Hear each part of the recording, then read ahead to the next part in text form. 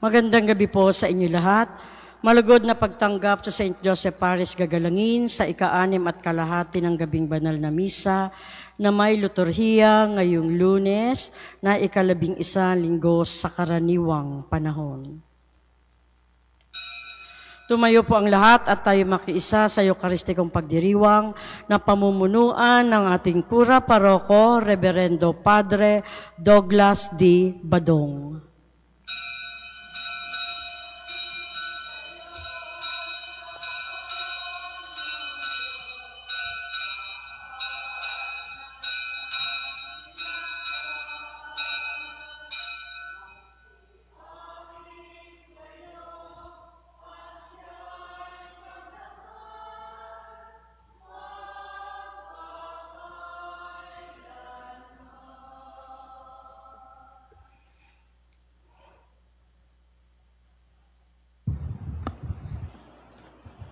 Sa ngalan ng Ama at ng Anak at ng Espiritu Santo. Amen. Ang pagpapala ng ating Panginoong Hesus Kristo, ang pag-ibig ng Diyos Ama, at ang makikipagkaisa ng Espiritu Santo naway sumainyong lahat. At sumaiyo rin.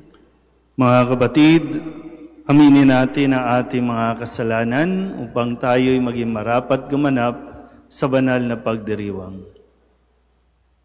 Inaamin ko sa makapangyarihang Diyos at sa inyo mga kapatid na lubha akong nagkasala sa isip, sa salita at sa gawa at sa aking pagkukulang. Kaya isinasamo ko sa mahal na Birheng Maria, sa lahat ng mga anghel at mga banal, at sa inyo mga kapatid na ako'y panalangin sa Panginoong ating Diyos. Kaawaan tayo ng makapangyarihang Diyos, patawarin tayo sa ating mga kasalanan at patnubayan tayo sa buhay na walang hanggan. Amen. Panginoon, kaawaan mo kami. Panginoon, kaawaan mo kami. Kristo, kaawaan mo kami. Kristo, kaawaan mo kami. Panginoon, kaawaan mo kami. Panginoon, kaawaan mo kami.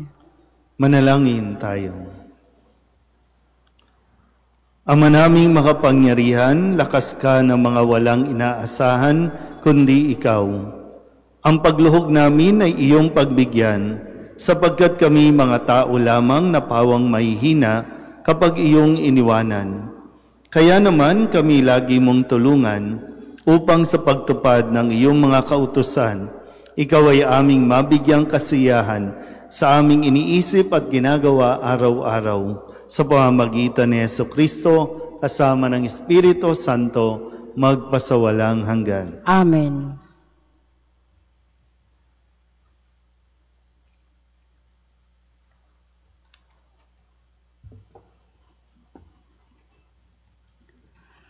Pagbasa mula sa ikalawang sulat ni Apostol San Pablo sa mga taga-Korinto.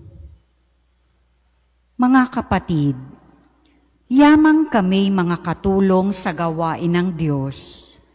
Ipinamamanhik namin sa inyo na huwag ninyong sayangin ang pagkakataong ibinibigay sa atin ng Diyos, sapagkat sinasabi niya, sa kaukulang panahon ay pinakinggan kita, sa araw ng pagliligtas sinaklolohan kita. Tingnan ninyo, ngayon na ang panahong nararapat, ngayon ang araw ng pagliligtas. Iniwasan kong makagawa ng anumang ipagdaramdam ninuman upang hindi mapulaan ang aking paglilingkod. Sa halip, ipinakikilala ko sa lahat ng paraan na ako'y lingkod ng Diyos. Sa pagtitiis ng kahirapan, kapighatian at mga kagipitan, ako'y hinagupit, ibinilanggo at binugbog. Naranasan ko ang magtrabaho ng labis, ang di matulog magdamag, ang di kumain ng ilang araw. Ipinakilala kong ako'y lingkod ng Diyos sa pamamagitan ng malinis na pamumuhay, kaalaman, pagpapahinuhod, kabutihang loob. Ganoon din sa pamamagitan ng Espiritu Santo, tapat na pag-ibig, tapat na pananalita at kapangyarihan ng Diyos. Ang katwiran ang siya kong sandatang panlaban at pananggalang. Naranasan kong parangalan at siraang puri, laitin at papurihan. Ako'y itinuring na sinungaling, gayong katotohanan ng aking sinasabi. Ako'y itinuring na di kilala kahit kilalang kilala. Halos mamamatay na, ngunit malakas na malakas. Kahit ako'y pinarurusahan, hindi ako namamatay. Inaring hapis na hapis, gayon may laging nagagalak. Mukhang mahirap, ngunit nagpapayaman sa marami. Waring walang-wala, ngunit akin ang lahat ng bagay. Ang salita ng Diyos. Salamat sa Diyos. Ang Diyos na rin ang naghayag ng handog niyang pagliligtas. Ang Diyos na rin ang naghayag ng handog niyang pagliligtas. Umawit ng bagong awit at sa puon ay ialay, pagkat yaong ginawa niya'y ay kahangahangang tunay. Sa sariling lakas niya at taglay na kabanalan, walang hirap na natamo, yaong hagad na tagumpay.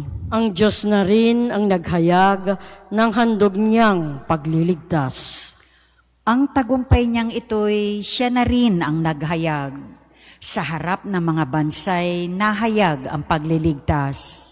Ang pangako sa Israel, lubos niyang tinutupad. Ang Diyos na rin ang naghayag ng handog niyang pagliligtas. Tapat siya sa kanila at ang pag-ibig ay wagas. Ang tagumpay ng ating Diyos kahit saan ay namalas. Magkaingay na may galak, yaong lahat sa daigdig. Ang poon ay buong galak, napurihin sa pag-awit.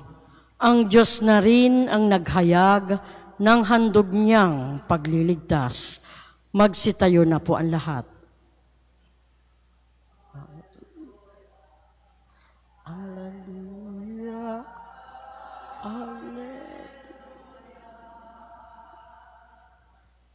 Hallelujah.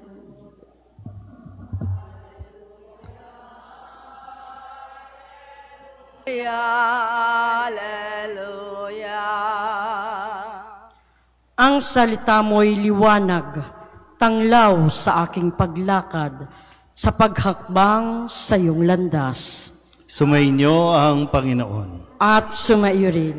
Ang mabuting balita ng Panginoon ayon kay San Mateo. Papuri sa iyo, Panginoon. Noong panahong iyon, sinabi ni Jesus sa kanyang mga alagad, "Narinig ninyo na sinabi, mata sa mata at ngipin sa ngipin.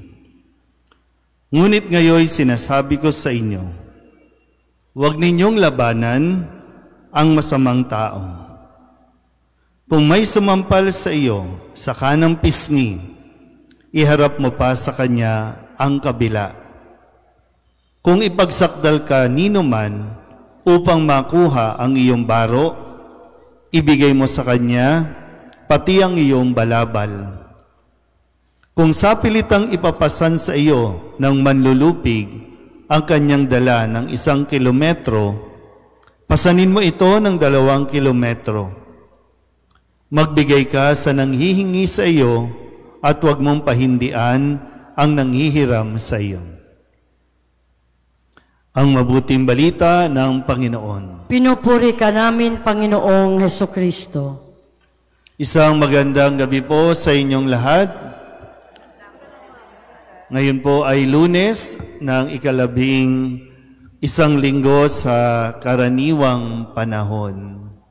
Meron po tayo narinig mula sa Ebanghelyo ni San Mateo na sinabing, narinig ninyo na sinabi, mata sa mata, ngipin sa ngipin. Ito po ang kumbaga, batas na sinusunod ng mga Hudyo noon. Kaya nga ngayon, sabi ni Jesus, ngunit ito ang sinasabi ko. Ito ang sinasabi ng iba, ng tao, pero ito ang sinasabi ko sa inyo. Kadalasan, kung anong sinasabi ni Jesus, hindi natin pinakikinggan.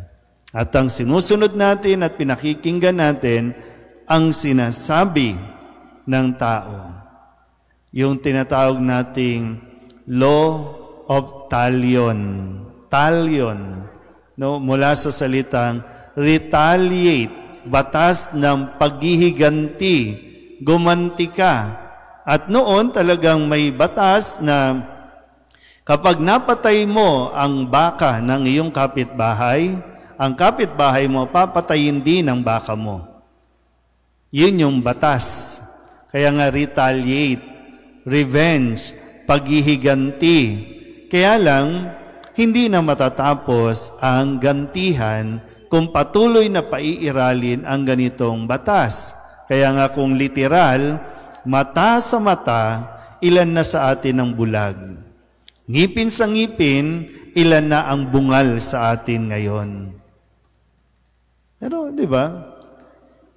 Seryoso ito, pero hindi natin ito siniseryoso. Kaya nga, ito ang sinasabi ko. Kapag may sumampal sa iyo sa kanang pisngi, ibigay mo pa yung kabila. O uwian na. Kasi hindi, Father, hindi pwede yan. No? Kaya nga pag minura ka, murahin mo din. O hindi natapos yung murahan. So alin ba talaga ang pakikinggan natin at ano ba talaga ang sinusunod natin? Gantihan tayo ng kailangan tayong gumanti. Dapat tayong gumanti.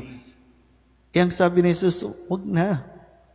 Huwag tayong gumanti kasi hindi matatapos yan.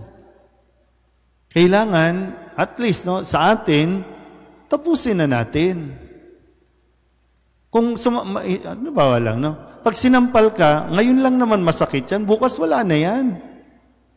Kaya lang, kung iisipin mo nang iisipin yung kailangan, makaisa din ako Kaya araw-araw, inaabangan mo na lang Araw-araw, inaabangan mo kung ano ipopost niya kasi kailangan makapag-comment ka din Ay, hindi pwedeng siya lang ang magko-comment at magbabas sa akin. Dapat ako din.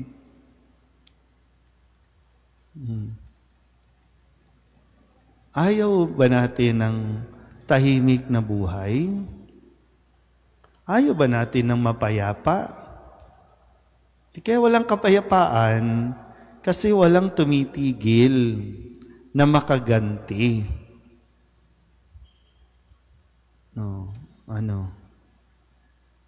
Hindi, huwag na tatapusin ang misa to. Mag-uwian na po tayo. Di ba? Kahit nga dito sa simbahan natin, sa parokya natin, pag tinanggal ka, di okay. Pag umalis yung pare, bumalik ka. Kaya hindi natatapos din ang kaguluhan sa ating parokya. Kasi kapag may tinanggal, ay hindi titigil yan. Tanggat, hindi nakakaganti. Sisiraan din yan ng iba. Kaya yung iba naman, sisiraan din ito. Hindi tayo natatapos. Pero lahat tayo, ay, praise Lord, Amen Lord, Amen.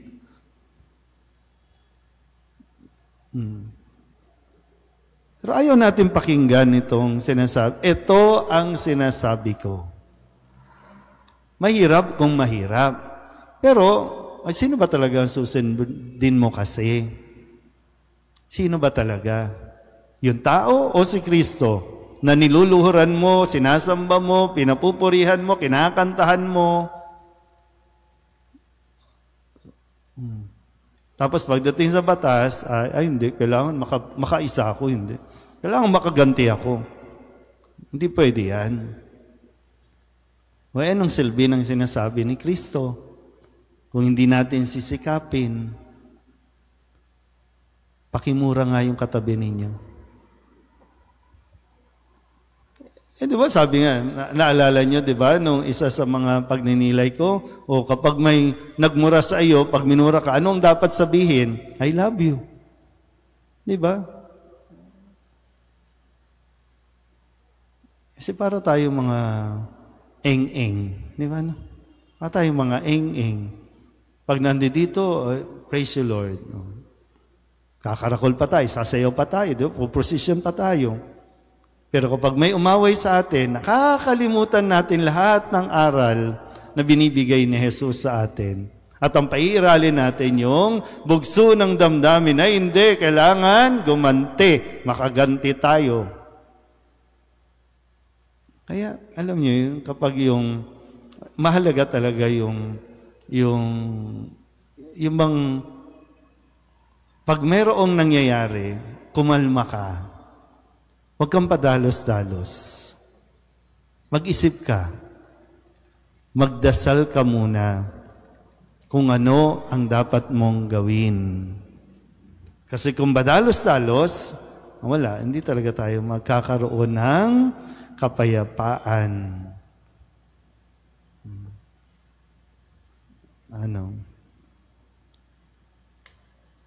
Wala, hindi talaga tayo matatapos dito. Kasi ayaw natin intindihin. Mabubuhay lang tayo sa sama ng loob. Mayroong kang, para ba alam mo yung sinasabi dito ni Jesus sa atin, mayroong kang pagkakataon baguhin ang takbo ng iyong buhay. Sa bawat araw, may pagkakataon tayo para isaayos ang ating buhay. At tandaan natin, sa gantihan, walang nananalo. Lahat masasaktan, lahat mabibigo. Kaya nung nangyari ito mismo kay Kristo, lahat na ginawa sa Kanya, pero ang sabi lang niya, patawarin mo sila, Ama, hindi nila alam ang kanilang ginagawa. Kung kaya't si Jesus, umakyat sa langit ng mapayapa. Amen?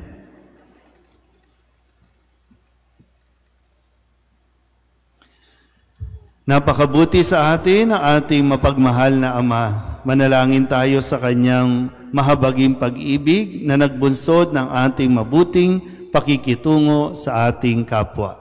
Ang ating pong itutugon, Ama, gawin mo kaming ganap sa iyong pag-ibig. Ama, gawin mo kaming ganap sa iyong pag-ibig. Bilang bayan ng Diyos, naway maisabuhay natin ang batas ng pag-ibig ni Kristo. Manalangin tayo sa Panginoon. Ama, gawin mo kaming ganap sa iyong pag-ibig. Ang ating mga kaaway, maging yaong mga nakasakit at nakagawa sa atin ng masama sa anumang paraan, naway mapatawad natin. Manalangin tayo sa Panginoon. Ama, gawin mo kaming ganap sa iyong pag-ibig. Atin nawang maiwasan ang pagkakahiwa-hiwalay at pagkamakasarili para maiwaksi ang kasamaan sa pamamagitan ng paggawa ng kabutihan. Manalangin tayo sa Panginoon. Ama, gawin mo kaming ganap sa iyong pag-ibig. Ang mga pinaging manhid na ng pagkakasala, naway hipuin ng Espiritu ng Panginoon upang magbalik loob sila at magbagong buhay. Manalangin tayo sa Panginoon. Ama, gawin mo kaming ganap sa iyong pag-ibig. Ang ating mga mahal na yumao, naway ligtas na maakay pauwi sa piling ni Kristo. Manalangin tayo sa Panginoon. Ama, gawin mo kaming ganap sa iyong pag-ibig. Idulog din natin sa Panginoon ang ating mga personal na kahilingan at mga panalangin para sa ating mga pamilya, kasama din ang mga kahilingan ng mga nanonood sa online. Lahat ng mga misang pasasalamat, special na intensyon, agarang paggaling ng mga may sakit, at ang lahat ng mga kaluluwa na inihiling na ipagdasal sa misang ito.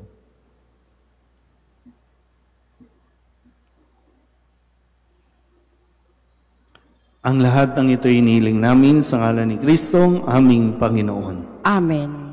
Kunin at tanggapin ang alay na ito,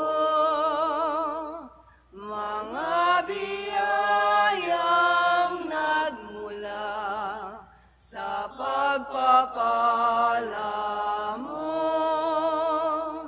Tanda ng bawat pusong pagkat inibig mo, ngayon'y nananalig, nagmamahal sa'yo.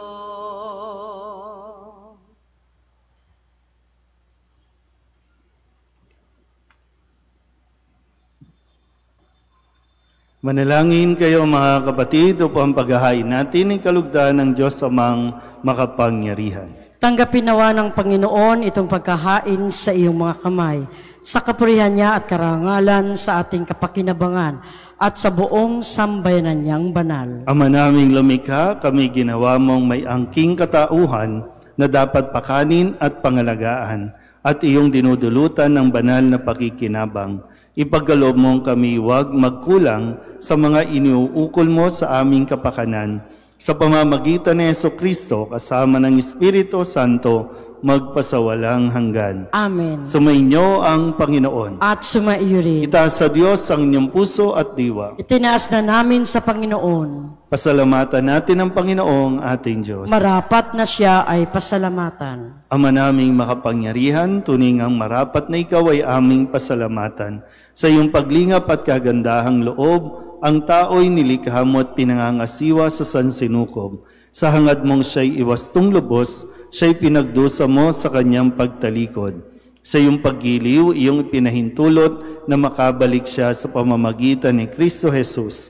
Kaya kaysa ng mga anghel na nagsisiawit ng papuri sa iyo, na walang humpay sa kalangitan, kami nagbubunyi sa iyong kadakilaan. Santo, Santo, Santo, Panginoong Diyos ng mga hukbo, napupuno ang langit at lupa ng kadakilaan mo, o sana sa kaitaasan. Pinagpalang na paririto sa ngalan ng Panginoon, o sana sa kaitaasan. Ama naming banal, ikaw ang bukal ng tanang kabanalan. Kaya't sa pamamagitan ng iyong Espiritu, gawin mong banal ang kaloob na ito upang para sa aming maging katawan at dugo ng aming Panginoong Jesucristo. Bago niya pinagtiis ang kusang loob na maging handog, inawakan niya ang tinapay, pinasalamatan kaniya, pinaghati-hati niya iyon, iniabot sa kanyang mga alagad at sinabi, tanggapin ninyong lahat ito at kanin, ito ang aking katawan na ihahandog para sa inyo.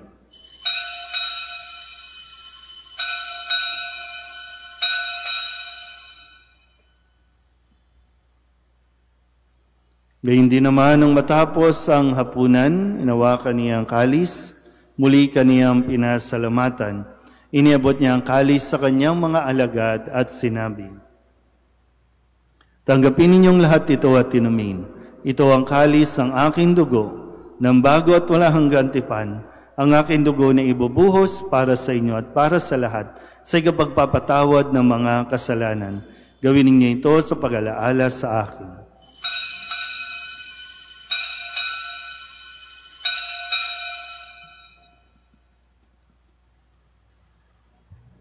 Ipagbunyi natin ang misteryo ng pananampalataya. Si Kristo'y namatay, si Kristo'y nabuhay, si Kristo'y babalik sa wakas ng panahon. Ama, ginagawa namin ngayon ang pag-alaala sa pagkamatay at muling pagkabuhay ng iyong anak. Kaya tiniaalay namin sa iyo ang tinapay na nagbibigay buhay at ang kalis na nagkakaloob ng kaligtasan.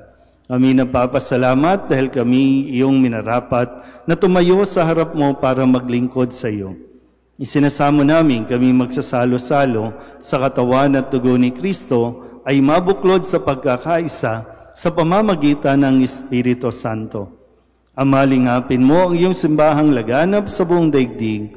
Puspusin mo kami sa pag-ibig kaysa ni Leon na aming Papa at ni Jose na aming obispo at ng tanang kaparian. Alalahanin mo rin ang mga kapatid naming nahimlay na may pag-asang sila'y muling mabubuhay, gayon din ang lahat ng mga pumanaw. Kawaan mo sila at patuloyin sa iyong kaliwanagan. Kawaan mo at pagindapating kaming lahat na makasalo sa iyong buhay na walang wakas. Kaysa ng mahal na Birhen Maria na ina ng Diyos, ng kabiyak ng puso niyang si San Jose, kaysa ng mga apostol at ng lahat ng mga banal na namuhay dito sa daigdig ng kalugod-lugod sa iyo, may pagdiwang nawa namin ang pagpupuri sa ikararangal mo sa pamamagitan ng iyong anak na aming Panginoong Hesukristo. Sa pamamagitan ni Kristo, kasama niya sa Kanya, ang lahat ng parangal at papuri ay sa iyo, Diyos Amang makapangyarihan, kasama ng Espiritu Santo, magpasawalang hanggan.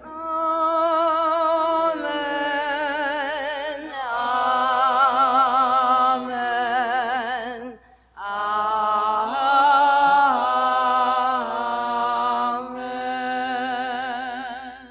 Sa tagubilin ng mga nakagagaling na utos at turo ni Jesus sa Panginoon natin at Diyos, ipahayag natin ang lakas loob. Ama namin, sumasalangit ka, sambahin ang ngalan mo. Mapasa amin ang kaharian mo, sundin ang loob mo dito sa lupa para nang sa langit. Bigyan mo kami ngayon ng aming kakanin sa araw-araw at patawarin mo kami sa aming mga sala para nang pagpapatawad namin sa nagkakasala sa amin. At huwag mo kaming ipahintulot sa tukso at iadya mo kami sa lahat ng masama. Hinihiling namin kami iadya sa lahat ng masama, pagkalooban ng kapayapaan araw-araw, iligtas sa kasalanan at ilayo sa lahat ng kapahamakan, samantalang aming pinananabikan ang dakilang araw ng pagpapahayag ng tagapagligtas naming sa Hesukristo. Sapagkat iyo ang kaharian at ang kapangyarihan at ang kapurihan, magpakailanman. Amen. Panginoong Hesukristo, sinabi mo sa iyong mga apostol, kapayapaan ang iniiwan ko sa inyo, ang aking kapayapaan ang binibigay ko sa inyo. Tunghayan mo ang aming pananampalataya at huwag ang aming mga pagkakasala. Pagkalooban mo kami ng kapayapaan at pagkakaisa, ayon sa iyong kalooban, kasama ng Espiritu Santo, magpasawalang hanggan. Amen. Ang kapayapaan ng Panginoon ay laging sumainyo. At sumaiyo rin. Magbigayan po tayo ng kapayapaan sa isa't isa. Kordero ng Diyos na nag-aalis ng mga kasalanan ng sanlibutan, maawa ka sa amin. Kordero ng Diyos na nag-aalis ng mga kasalanan ng sanlibutan, maawa ka sa amin. Kordero ng Diyos na nag-aalis ng mga kasalanan ng sanlibutan, ipagkaloob mo sa amin ang kapayapaan. Ito ang kordero ng Diyos. Ito ang nag-aalis ng kasalanan ng sanlibutan. Mapalad ang mga inaanyayahan sa kanyang piging. Panginoon, hindi ako karapat-dapat na magpatuloy sa iyo, ngunit sa isang salita mo lamang ay gagaling na ako.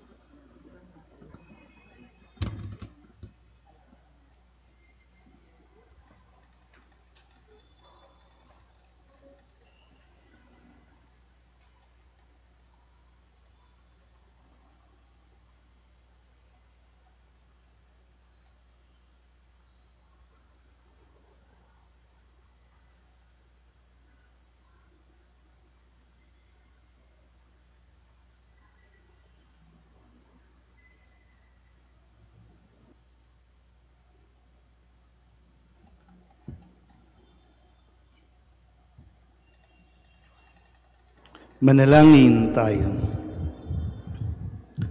Ama naming mapagmahal, ang pinagsaluhan naming banal na pakikinabang na nagpapahiwatig ng iyong pakikiisa sa tanang naritong nakikipagdiwang ay magdulot nawa ng pagkakaisa sa iyong sambayanan sa pamamagitan ni Hesukristo kasama ng Espiritu Santo magpasawalang hanggan. Amen. Sumainyo ang Panginoon. At sumaiyo rin. At pagpalain kayo ng makapangyarihang Diyos, Ama at Anak, at Espiritu Santo. Amen. Tapos ang banal na misa, humayo tayo sa kapayapaan ni Kristo. Salamat sa Diyos. Magandang gabi po. Opo, San Jose, pintakasing tanggulang at lakas, buong pananalig. Kami po'y ipagadya sa mga panganim. Kami naway lagi kukupin